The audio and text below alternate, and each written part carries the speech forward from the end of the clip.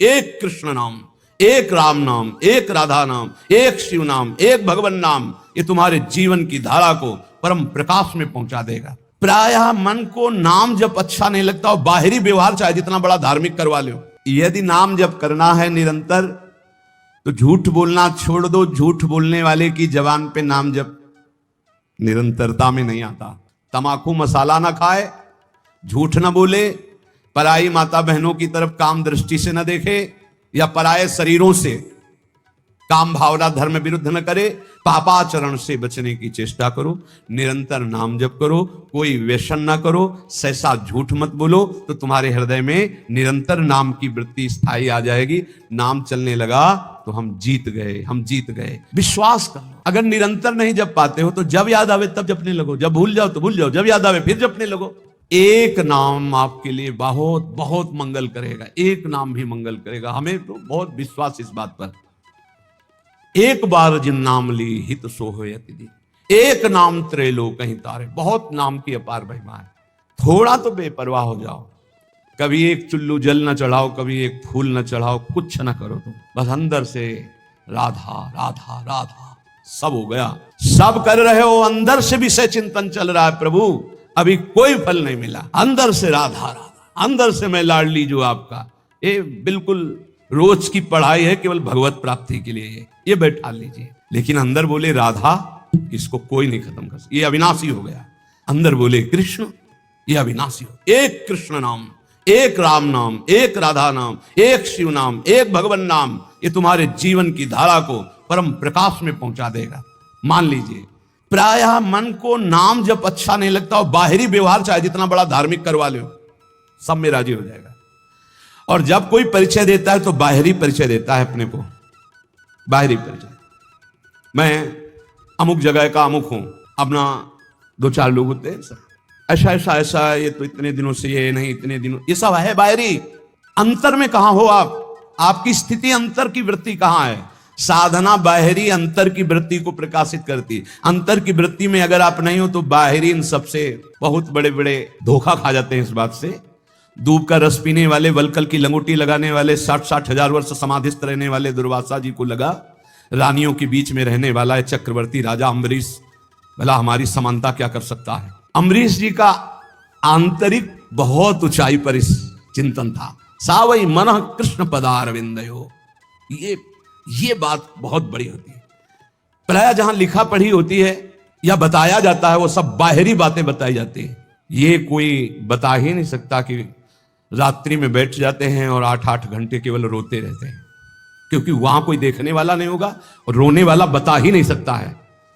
और इसी से भगवत प्रेम से ही सब स्थितियां जागृत होती, सब दिव्यताएं होती।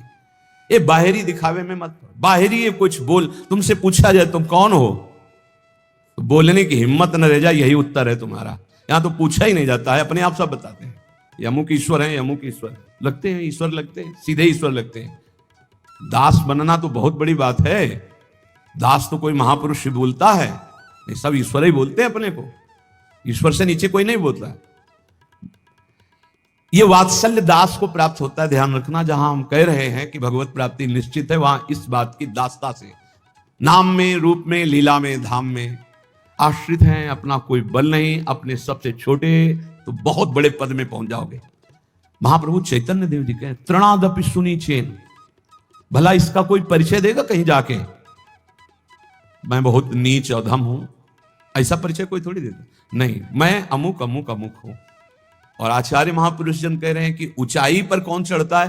बोले तृणादपि सुनी चेन, सुनी चेन तरोरिव सहिष्णुना अमानिना मानदेन कीर्तनीया सदा हरि। सही मार्ग में चलने पर भगवान की कृपा स्वयं बरसती है। हमने बाहरी ये किया, बाहरी ये किया, बाहरी ये किया, तो उसका फल आना चाहिए कि हमने किया ये भूल जाए और प्रभु की याद में खो जाए। कोई भाव नहीं है, कोई भक्ति नहीं है, लेकिन वो हरि हरि हरे नमः ऐसा उच्चारण करता है। तो बोले दुष्ट चित्त वाले के भी सारे पाप नष्ट हो करके वो भगवत प्राप्ति का अधिकारी हो जाता है।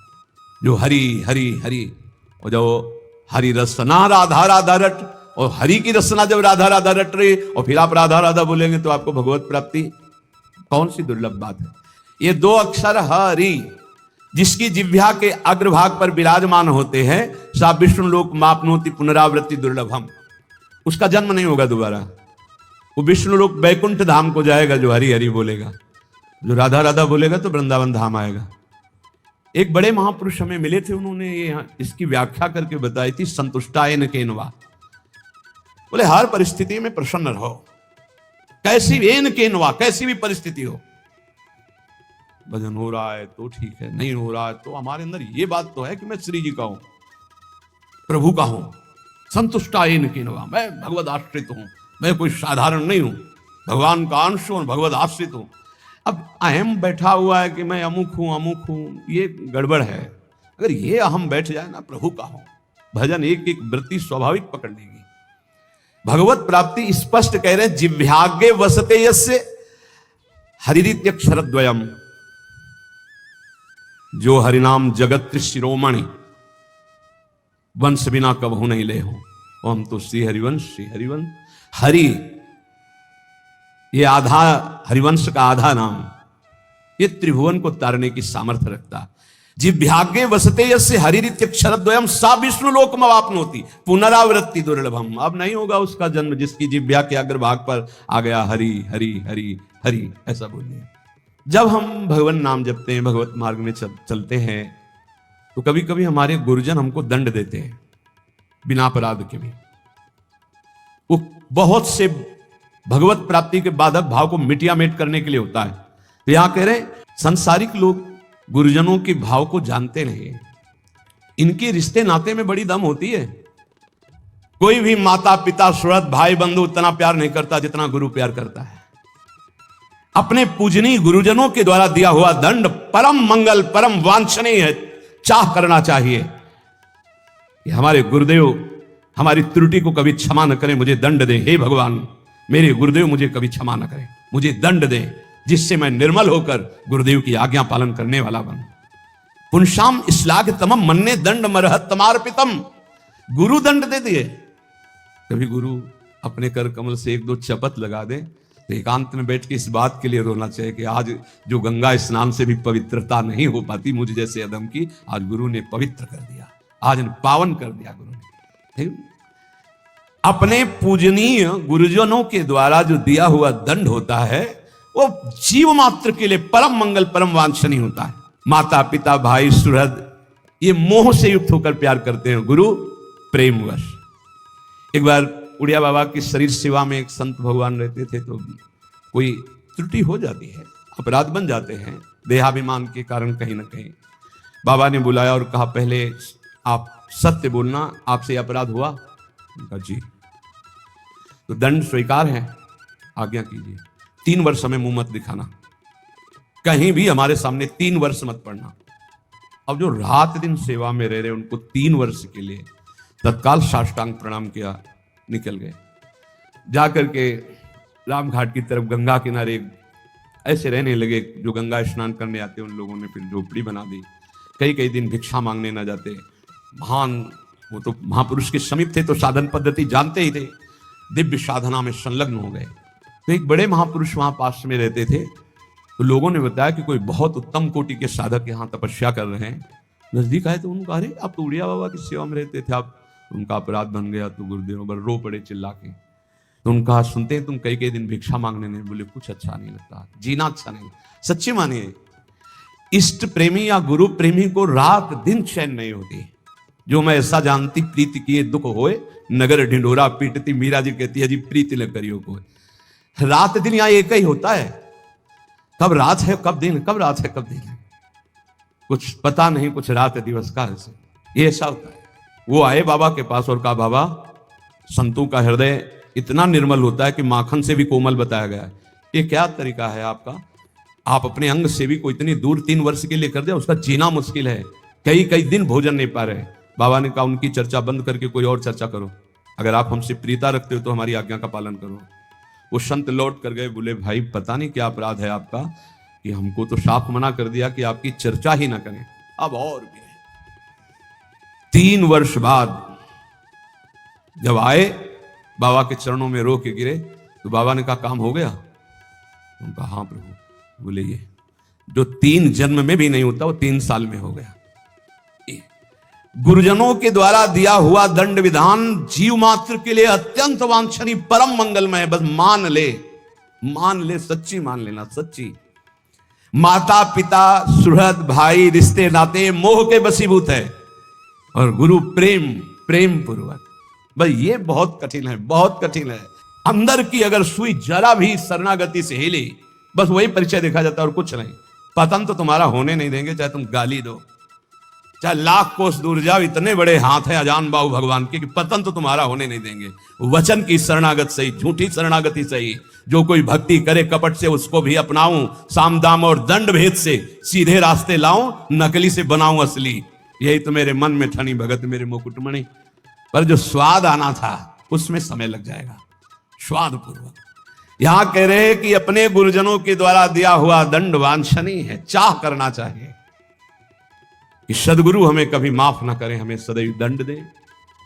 जो दंड विधान हमें भगवत साक्षात्कार कर, पक्का अगस्त्य जी ने सुतीक्ष्ण जी को जब सियाराम जी के साथ आए थे गुरुदेव के पास, इसलिए अपने गुरुजनों के द्वारा दिया हुआ जो दंड विधान है उसे आदर के साथ स्वीकार करना चाहिए, क्योंकि वो हमें अहंकार से दूर करके ज्ञान नेत्र प्रदान करने वाला दंड विधान बनता है।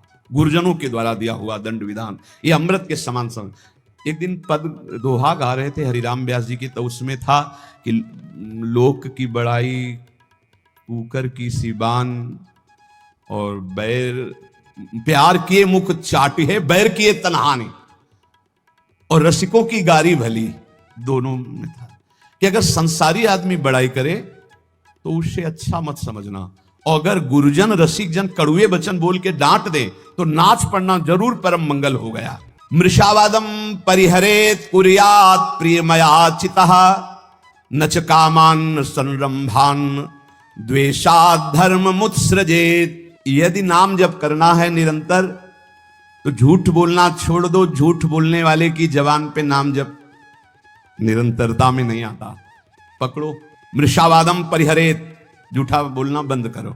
माला है, नाम जप कर रहे हो, सत्य बोलो। झूठ बोलने से क्या लाभ मिलेगा? भगवान नाम में चल रहे हो, भगवत मार्ग में चल रहे हो।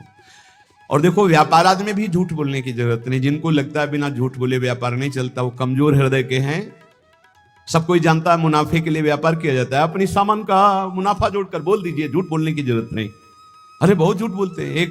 एक गमछा है खरीदने के लिए, जिससे गए 130 रुपया, नहीं थोड़ा कम कर दो। वो तुम्हें बताएं, कसम से कहते हैं 120 का लाए। अब 120 का तुम ले ही ले, तुम्हारे लिए हम कसम बोलने की क्या जरूरत है? झूठ क्यों बोल गए भाई? 130 का हम दे रहे हैं, तुम्हें लेना लीजिए, नहीं दूसरी दुकान दीजिए। ज्यादा उसमें चापलूसी या झूठ बोलने की जरूरत नहीं। मृषावादम परिहरेत। यदि आप व्यापारी हैं या गृहस्थी में कोई भी कार्य बोले बिना झूठ बोले काम नहीं चलेगा। ऐसा तो हमें शास्त्रों में कहीं नहीं मिला कि कोई व्यापार, कोई ऐसा कार्य की झूठ हो। हाँ, एक जगह जरूर झूठ बोल देना चाहिए। यदि किसी के प्राण बच रहे हैं, सर्वस्व का नाश बच रहा है, जरूर झूठ बोल दो, उसके प्राण बचा लो। वो झूठ तुम्हें सत्य का लाभ प्रदान करेगा। अपने स्वार्थ के लिए झूठ मत बोलो। और कम से कम भजन करने वाले तो झूठ से थोड़ा बचने की, थोड़ा इसलिए कह रहे हैं कि पूरा हरिश्चंद्र बनना तो बहुत ही कठिन है, क्योंकि मोबाइल का समय है। अब झूठ ना बुलवावे तो इसकी महिमा क्या है? झूठ तो बुलवा ही देता है। बहुत झूठ पकड़ा जाता है। झूठ वो जहां मोबाइल तो आजकल तो हेलो ही बोलते हैं सब, बोले राधे राधे राधे राधे। कहाँ हो? बाजार में है इस समय, बगले के फ्लैट में है, बाजार में है इस समय तो नहीं मिल सकते। बाजार झूठ बुलवाता है मोबाइल, बहुत झूठ बुलवाता है। वृंदावन में है, अपने घर में। कहाँ हो? इस समय तो आगरे में, आज तो नहीं मिल सकते, फिर आगे बताएंगे आपको। अब क्या जाता है, झूठ बोल दिए। अरे भैया, बेमतलब झूठ बोल रहे हो। नहीं, असत्य संपादक पुंजा। और बता दें, झूठा मुंह मत रखना यदि निरंतर नाम जप करना है। चरणामृत पीने से झूठा नहीं होता। भगवत प्रसाद का किनका लेने से झूठा नहीं माना जाता। शेष कुछ भी झूठा मत रखना। कल हमको एक डॉक्टर साहब शिक्षा दे गए हैं कि आप शराब मांस आदि के लिए तो निषेध करते ही हैं, तमाकू और पान मसाला का भी निषेध कीजिए, क्योंकि इससे कैंसर हो जाता है। तो इसमें और दोष है कि जैसे आप अब जब चिंतन हुआ तब समझ में आया, मुख में रखोगे तो मंत्र नहीं जप पाओगे, फिर खूब अच्छे से कुल्ला करके जी भी करके आचमन करके फिर मंत्र, और ऐसा कौन करता है? तो मसाला तो और तमाकू सुपारी खाने वाला निरंतर नाम जप नहीं कर सकता। इसलिए प्रार्थना इस पर भी कल से हमें शिक्षा मिली, भगवान विविध रूपों में आके शिक्षा देते और कह रहे थे कि हम डॉक्टर हैं मुख के। सैकड़ों ऐसे लोग जिनके मुख के कैंसर हो गए हैं, जो तमाकू, गुलमंजन, पान मसाला, तो ये भजन में भी खतरनाक है भाई। सिद्ध पुरुष हो तो हम प्रणाम करते हैं भाई, लेकिन साधक हो तो पान मसाला, तमाकू, ये चीजें बंद कर दो। अभी तक तो हम यही शराब मांसो इसके लिए बोलते थे, वो कल बता गए, बोले बड़ी बुरी स्थिति कैंसर के मुख में हो रही है इसी से। तो झूठ बोलना छोड़ दो, पान मसाला तमाकू ये सब इस भजन के लिए बहुत बाधक वस्तुएं हैं। कुर्यात प्रिय मया चितः, कभी दूसरे का अप्रिय ना करे। अब यहां विचार करना है, दूसरा अपनी भावना से दुखी हो रहा है वो बात अलग है, हम कोई ऐसा अप्रिय कार्य, अप्रिय वचन, अप्रिय चेष्टा ना करें। न च कामान सरंभान द्वेषाधर्म मुत्सजेत, कभी काम से पीड़ित होकर धर्म का त्याग न करें, कभी क्रोध से पीड़ित होकर धर्म का त्याग न करें, काम से पीड़ित होकर कभी दूसरे शरीरों का जो धर्म विरुद्ध है उनका सहवास न करे, क्रोध से पीड़ित होकर कभी पूज्य जनों को मारे पीटे ना, गाली गलौज न करे, उनका अपमान न करे, और द्वेष से कभी धर्म का त्याग न करे। द्वेष पूर्वक किसी का अहित, किसी का मंगल ना करे, तो निरंतर नाम चलने लगेगा। आप अभ्यास करो, तमाकू मसाला ना खाए, झूठ न बोले, पराई माता बहनों की तरफ काम दृष्टि से न देखे, या पराये शरीरों से काम भावना धर्म विरुद्ध न करे, क्रोध में आकर पूज्य जनों का अपमान न कर दे, कड़ुए वचन न बोल दे, द्वेष में आकर किसी का अहित न करे, तो नाम जब अभ्यास से बहुत जल्दी निरंतरता पकड़ लेता है। यदि तुम्हारे साथ कोई पापी आदमी पाप का बर्ताव कर दे, यदि तुम नाम जापक हो, तो उसके बदले में तुम पाप मत करना। ना उससे तुम बदला चाहना, ना भगवान से, ना किसी और के सहयोग से, और ना स्वयं से। ये भगवत प्राप्ति के लिए है। संसारी आदमी ऐसा नहीं करेगा, वो तो एक थप्पड़ का जवाब 2 थप्पड़ में देना चाहेगा, लेकिन भक्त का स्वभाव ऐसा नहीं। कह रहे यदि कोई पापी आदमी तुम्हारे साथ कोई भी गलत बर्ताव, तो हमारा कर्तव्य है कि हम भगवान से प्रार्थना करें, हे प्रभु इसकी बुद्धि शुद्ध कर दो। नाथ यदि इसकी बुद्धि शुद्ध हो जाए तो ये भी महात्मा हो जाएगा, प्रभु इसको दंड मत देना, ये बहुत भूल में है, इसकी भूल को मिटा दो हे नाथ, हम आपसे प्रार्थना करते हैं। इसका प्रभाव ये होगा कि भगवान आपसे बहुत प्रसन्न हो जाएंगे। उसका तो जो होगा वो उमा क्षमा सापौते भारी, वो दंड तो भोगेगा ही भोगेगा पक्का, पर आपने क्षमा कर दिया तो आपके लिए आपके इष्ट बहुत प्रसन्न हो जाएंगे आपसे। जो साधु स्वभाव है वो किसी भी भारी संकट में पड़कर भी पाप कर्म ना करे। जैसे एक प्रसंग आता है संकट का, सदन जी का, सदन कसाई बड़े महाभागवत थे। ये भगवान श्री जगन्नाथ जी के दर्शन करने जा रहे थे, महान अनुराग रस में डूबे हुए, 2-4 घरों से भिक्षा ले लेते पाते हुए। फिर तो संध्या समय था, एक घर में भजन करने से एक मुख में विशेष आकर्षण होता है, भागवती का आकर्षण होता है, जो एक आत्म सुख प्रदान करता है। लेकिन जो विषयी जन होते हैं उनके लिए वो आकर्षण काम में भी बदल सकता है। तो उनको एक नौ युवती जो नववधू थी उस घर में, उसने देखा तो उसने कहा बाबा यहीं पा लीजिए। कहा जैसी आपकी इच्छा। जब पाया तो कहा यहीं विश्राम कर लीजिए। कहाँ जाते हो? तो कहा जगन्नाथ जी के दर। तो सुबह चले जाना। अब यहां थोड़ी त्रुटि हो गई। बैरागी को सहसा किसी के घर में शयन करना निषेध है, या तो दरवाजे के बाहर, या देव मंदिर, या ग्राम के किनारे कोई वृक्ष, कोई ऐसा देवालय आदि में, अन्यथा या तो कोई वैष्णव महाभागवत, फिर भी उसके बाहर उसकी सैयाओं पर ना सोए जो घर गृहस्थी की है। सहज सरल चित्त तो उसी घर में शयन कर गए। उनको होगा कोई कमरा ऐसे, और अन्य बड़े घर होते हैं। रात्रि जब हुई तो उनकी वही नववधू आई, उसके पति थे, अभी नववधू हुई थी। उसने काम वेदना से पीड़ित होकर याचना की सदन से सदन जी ने कहा कि तुम कैसी हो, तुम्हारे पति है फिर भी तुम ऐसी याचना करती हो। चली गई। उनको लगा कि शायद समझ आ गई हो, उसने जाके पति की हत्या कर दी। उसको लगा कि ये इसलिए बड़ा काम पापी स्वभाव का होता है, जब बुद्धि में बैठ जाता है कुछ भी पाप पूरे परिवार को मार सकता है। ऐसा है, बहुत ऐसी घटनाएं सुनने को मिलती है। वो आयुष ने कहा पति की हत्या कर दी, अब तो स्वतंत्र होना, अब तो भयरहित हो।